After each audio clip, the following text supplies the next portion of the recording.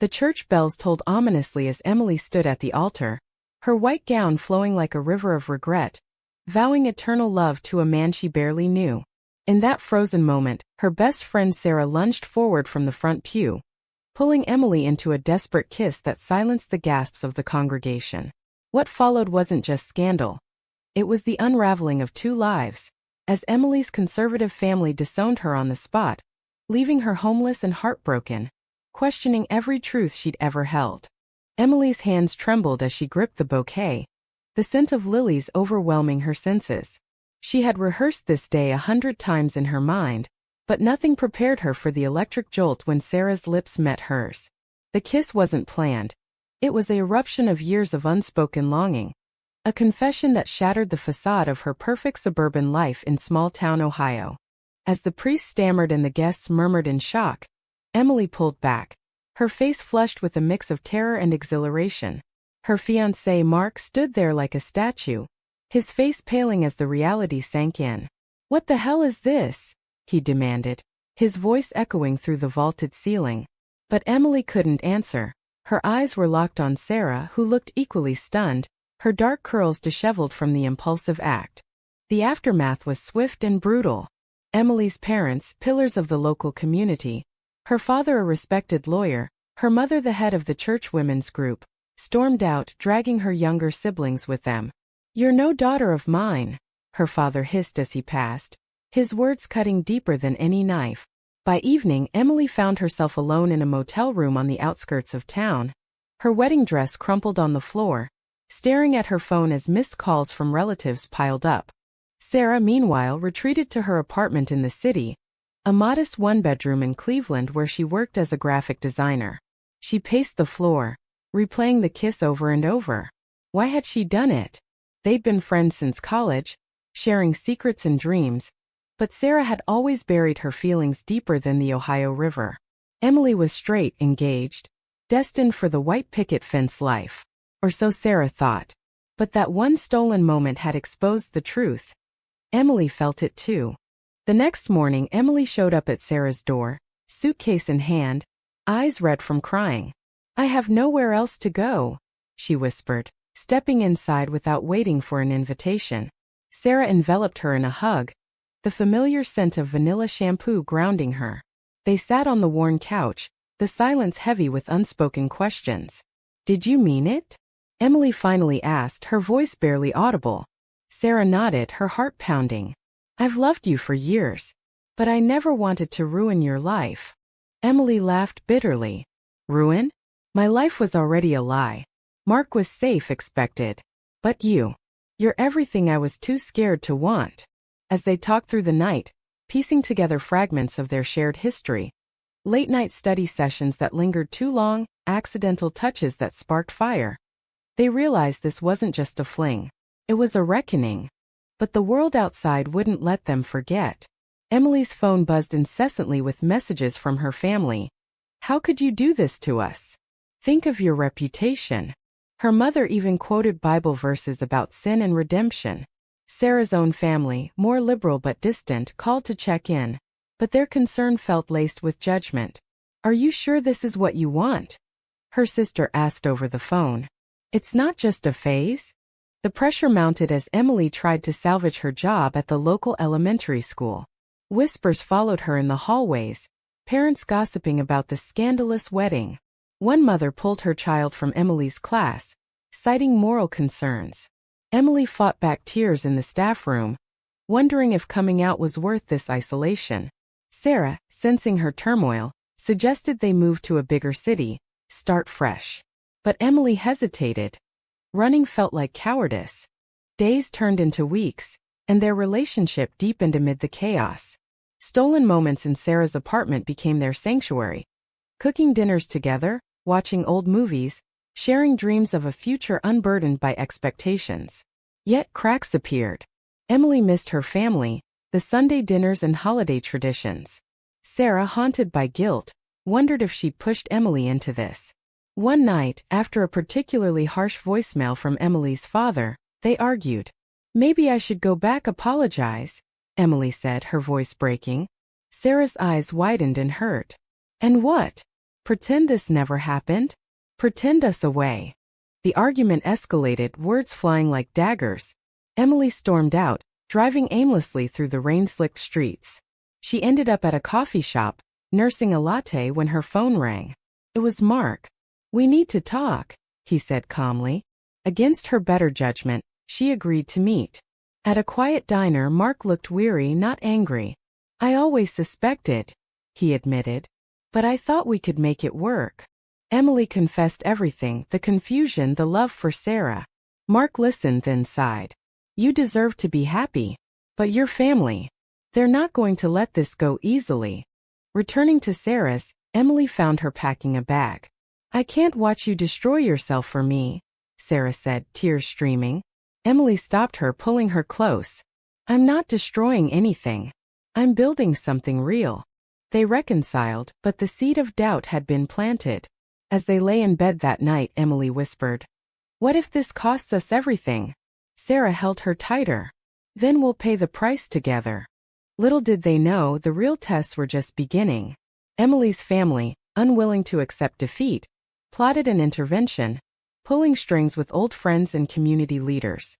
Sarah's ex, a jealous woman from her past, resurfaced with vengeful intentions. The web of conflicts tightened, forcing choices that would scar them both. The intervention came like a storm on a clear day. Emily's parents arrived unannounced at Sarah's apartment, flanked by her aunt and the family pastor. "We need to talk, young lady," her father boomed, pushing past Sarah, who answered the door. Emily, caught off guard in the kitchen, froze as they filed in, their faces etched with determination. "This isn't you," her mother pleaded, clutching a Bible. "It's confusion, a phase. Let us help you." Sarah stood her ground, arms crossed. "She doesn't need help. She needs acceptance." The pastor interjected, quoting scriptures about traditional marriage, his voice dripping with false compassion. Emily felt her chest tighten, the room spinning with conflicting emotions. Part of her yearned for the familiarity of her old life, the approval she'd always chased. But looking at Sarah's defiant eyes, she found her voice. "I love her, Mom. Dad. This is who I am." The argument raged for hours, accusations flying. Her father called Sarah a predator, blaming her for corrupting his daughter. Sarah fired back, recounting years of suppressed feelings, how Emily's family had always pressured her into molds that didn't fit. Emily's aunt, usually the peacemaker, suggested therapy to fix things. Emily recoiled. "Fix? There's nothing broken except your narrow minds." They left in a huff, but not before issuing an ultimatum. "Come home and end this nonsense, or be cut off financially and emotionally forever." Emily collapsed onto the couch after they gone, sobbing. Sarah comforted her, but inside she seethed. How dare they invade their space? That night, as Emily slept fitfully, Sarah made a decision. She wouldn't let this destroy them. She'd fight back. The next day, Sarah reached out to a local LGBTQ support group in Cleveland, attending a meeting alone. There she met others with similar stories, disownments, heartbreaks, triumphs. Inspired, she encouraged Emily to join her. At first, Emily resisted, fearing more exposure. But curiosity won out. In the circle of strangers sharing vulnerabilities, Emily felt seen for the first time. "My family thinks I'm choosing sin," she shared tearfully. The older woman nodded empathetically. "They're choosing ignorance. You choose love." Bolstered, they decided to go public. Sarah, with her design skills, created social media posts announcing their relationship, tagging friends and family. The response was mixed. Supportive likes from college buddies, but vicious comments from Emily's extended relatives. "Disgusting," one cousin wrote. "You're going to hell." Emily's heart ached, but Sarah's hand in hers steadied her. "We're not alone," Sarah reminded. Yet, betrayal lurked closer than they knew. Sarah's ex, Lisa, a fiery journalist with a grudge, saw the posts and seethed.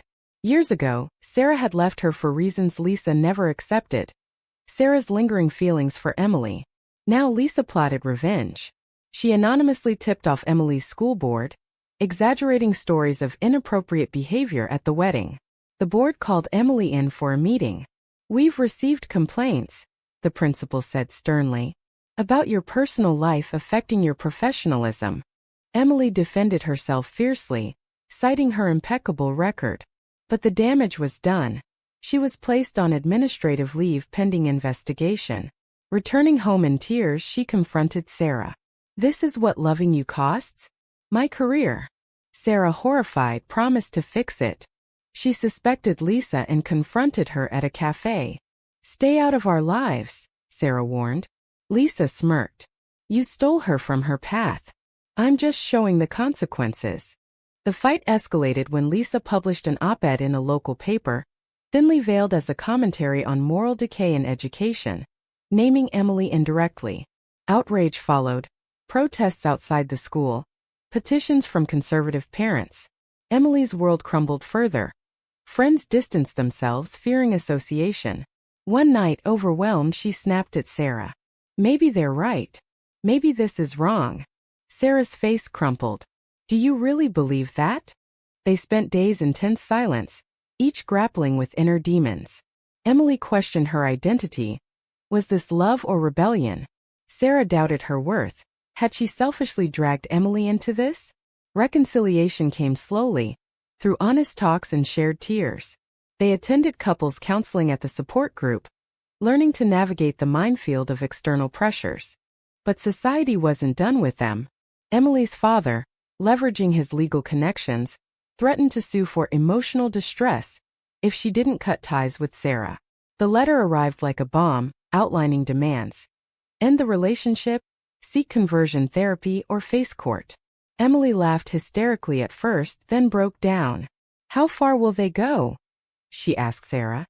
Sarah, fueled by anger, researched counter options, contacting LGBTQ legal aid. "We fight fire with fire," she declared. They filed for a restraining order, a bold move that severed the last threads with Emily's family. The court date loomed, a battlefield of affidavits and testimonies. Emily testified shakily, recounting years of emotional manipulation. Her parents sat stone-faced, their lawyer painting her as unstable. In the end, the judge granted a temporary order, warning both sides. Victory tasted bitter. Emily mourned the family she'd lost. Sarah held her as she cried, whispering assurances. But deep down, Sarah worried, if this was the price, what more would they pay? As tensions simmered, an unexpected ally emerged. Mark, Emily's ex-fiancé, offering support that could change everything. Mark's call came out of the blue, his voice steady over the phone. "I heard about the lawsuit. Let me help." Emily hesitated, but desperation won. They met at a neutral park in Cleveland, autumn leaves crunching underfoot. Mark looked different, less polished, more human. "I don't hate you," he said. "I want you to be happy. And I know your family. They're bulldozing you." He revealed he'd been talking to Emily's siblings, planting seeds of doubt in their minds about the parents' extremism. Grateful, Emily hugged him goodbye, a platonic gesture that felt like closure. Sharing the news with Sarah, she expected relief, but Sarah's eyes narrowed. "Why now? What's his angle?" Jealousy flickered, unbidden. Emily dismissed it. "He's just being kind." But Sarah couldn't shake the unease. Trust had become fragile in their world. The court battle intensified.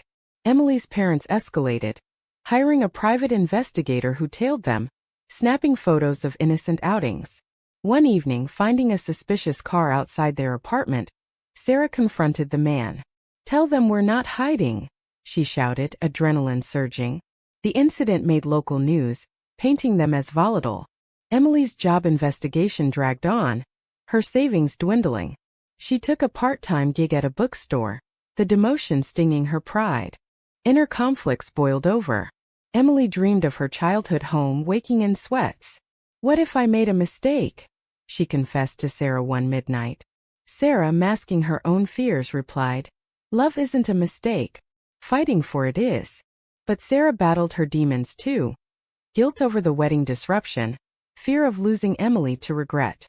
She threw herself into work, designing advocacy graphics for LGBTQ causes, channeling pain into purpose. Then came the ultimate betrayal. Emily's younger sister, Mia, 18 and impressionable, secretly visited. "I miss you," Mia said, hugging Emily tightly. They talked for hours, Mia admitting the family's division, her parents obsessed, siblings torn. But unbeknownst, Mia recorded the conversation on her phone, pressured by their father. Days later, edited clips surfaced online, twisted to show Emily brainwashing Mia. The backlash was fierce.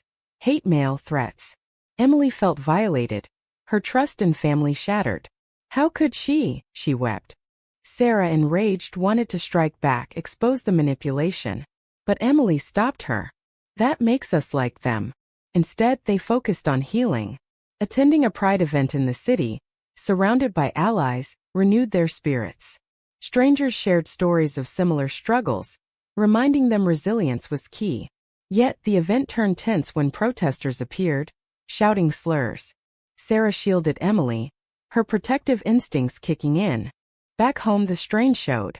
Arguments flared over small things, finances, chores, masks for deeper fears. One explosive night, Sarah accused Emily of wavering. If you want out, say it. Emily shot back. Maybe I do. This is too hard. Words hung like smoke, regret immediate. They separated for the night, Emily crashing on the couch. Morning brought apologies, but scars lingered. Mark re-entered the fray, testifying in court against Emily's parents. She's not the villain here, he stated firmly. His words swayed the judge, leading to a permanent restraining order. Emily's family retreated, defeated but bitter. Relief washed over them, but victory felt hollow. Emily's job reinstated her with apologies, but the stigma remained. As winter set in, they planned a quiet holiday together, decorating a small tree. Yet shadows loomed. Sarah discovered Lisa had been feeding information to Emily's parents, a web of deceit. Confronting Lisa again, Sarah demanded. Why can't you let go? Lisa sneered. Because you never deserved her. The encounter left Sarah shaken, questioning her role in the chaos. Emily, sensing Sarah's withdrawal, pushed for honesty. Talk to me. Sarah broke down, admitting insecurities. What if I'm the reason everything fell apart? Emily cupped her face. You're the reason I found myself. Their bond strengthened, but external forces plotted anew. Emily's father, undeterred, lobbied community leaders to ostracize them further. Whispers at Emily's school resumed, testing her resolve. In a moment of clarity, Emily wrote a letter to her family, not begging but stating her truth. I choose love over fear. Mailing it felt liberating. Sarah, inspired, proposed they move to New York City for a fresh start. Emily agreed, excitement mingling with trepidation.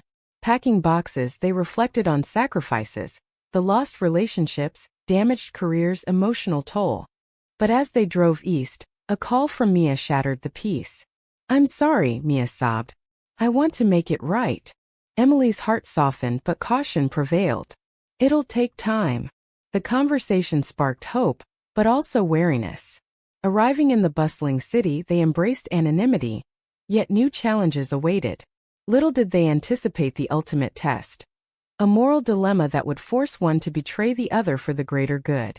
New York City welcomed them with its chaotic energy, towering skyscrapers, endless crowds, a far cry from Ohio's quiet streets.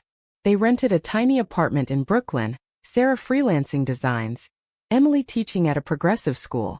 For the first time they breathed freely, holding hands in public without fear.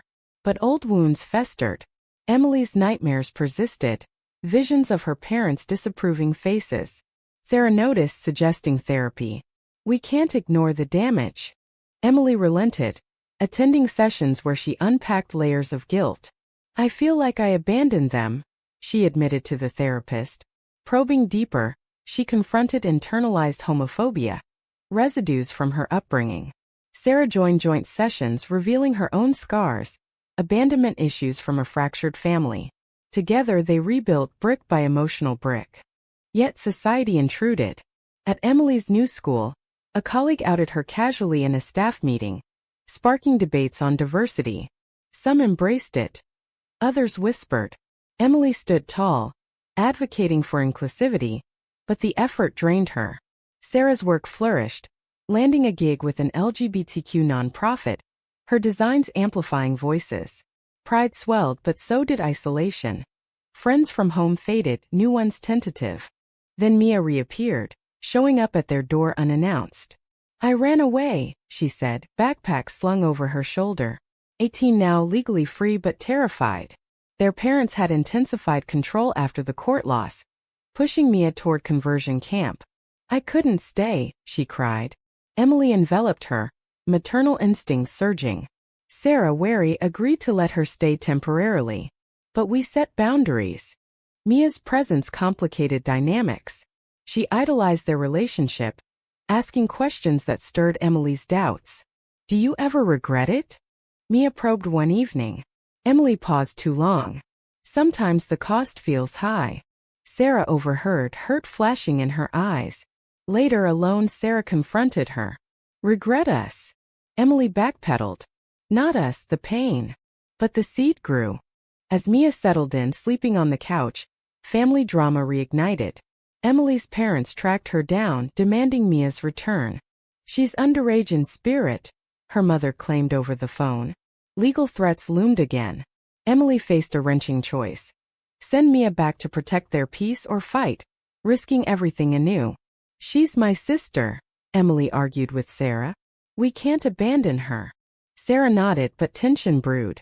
The situation escalated when Mia confessed more.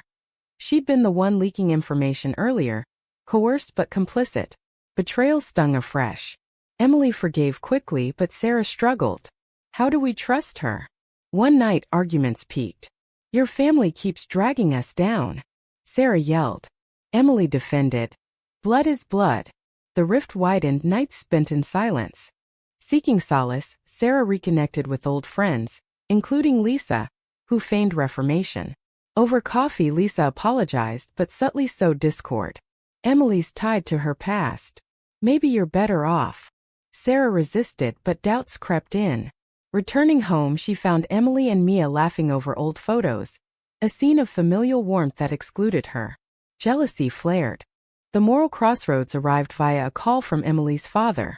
Send Mia home and we'll drop everything. No more harassment. Emily agonized. Accepting meant betraying Mia's trust. Refusing meant renewed war. She confided in Sarah, who urged, protect us first. But Emily saw Mia's pleading eyes. I can't sacrifice her. The decision tore them. Emily chose to harbor Mia, filing for guardianship. Sarah felt sidelined, her sacrifices overlooked. In retaliation, Emily's parents exposed private details. Therapy records hacked, somehow, to tabloids. Headlines screamed, teacher's scandalous life. Emily's school suspended her again.